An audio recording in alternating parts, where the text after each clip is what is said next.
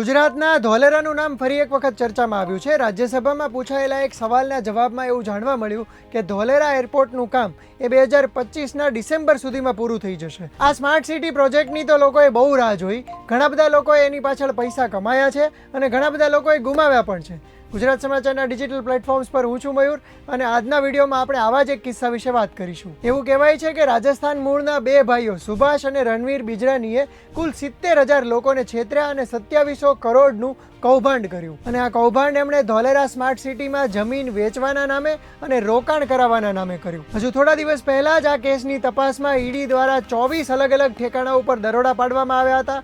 આરોપીઓ દ્વારા એવું કહેવામાં આવી રહ્યું છે કે અમે તમામ લોકોના પૈસા પાછા આપી શકીએ એટલી જમીન અમારી પાસે ઓલરેડી છે, અમે કોઈ પણ પ્રકારનું કૌભાંડ કર્યું નથી। આરોપીઓ પોતે કોઈ પણ પ્રકારનું કૌભાંડ કર્યું હોવાનું સ્વીકારી રહ્યા નથી। આ કેસ બહુ ચોંકાવનારો છે કારણ કે ગુજરાતના ઘણા બધા લોકોએ આ કૌભાંડમાં રૂપિયા ગુમાવ્યા અને એમાં ગુજરાતના ઘણા બધા સ્માર્ટ કહેવાય એવા અમીર લોકોનો પણ સમાવેશ થતો હતો। આ બંને ભાઈઓએ સૌથી પહેલા ધોલેરામાં એક થોડી જમીન ખરીદી હતી। તેમણે અમદાવાદમાં એક કંપની બનાવી જેનું નામ રાખ્યું નેક્સા એવરગ્રીન। બે ભાઈમાંથી એક એ નિવૃત્ત આર્મી મેન હતા, જેના કારણે લોકોએ તેમના ઉપર વધારે વિશ્વાસ મૂક્યો અને આ વિશ્વાસ એમણે તોડ્યો હોવાનું કહેવાય છે। એમણે એવો ખોટો દાવો કર્યો કે એમણે બનાવેલી કંપની એ ધોલેરા સ્માર્ટ સિટી પ્રોજેક્ટનો જ એક ભાગ છે અને એમની પાસે 1300 વીઘા જેટલી જમીન પોતાની છે। હવે તમે પેલી સ્કીમનું નામ સાંભળ્યું જ હશે કે પોતાની નીચે 2 થી 3 લોકો જોડો, એ બીજા 2-3 લોકોને જોડશે અને એ બધા જ્યારે ઇન્વેસ્ટમેન્ટ કરે ત્યારે તમે રૂપિયા કમાશો।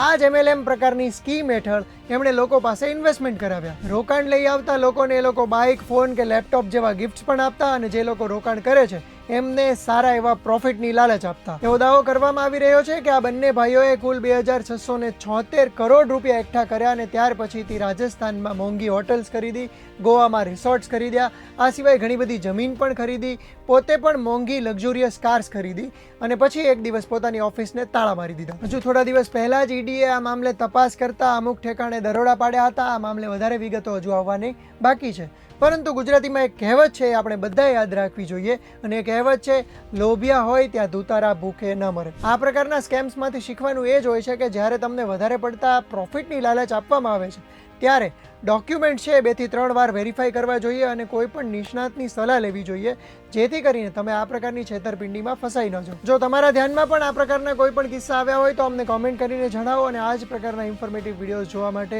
ગુજરાત સમાચારના ડિજિટલ પ્લેટફોર્મ જોતા રહો।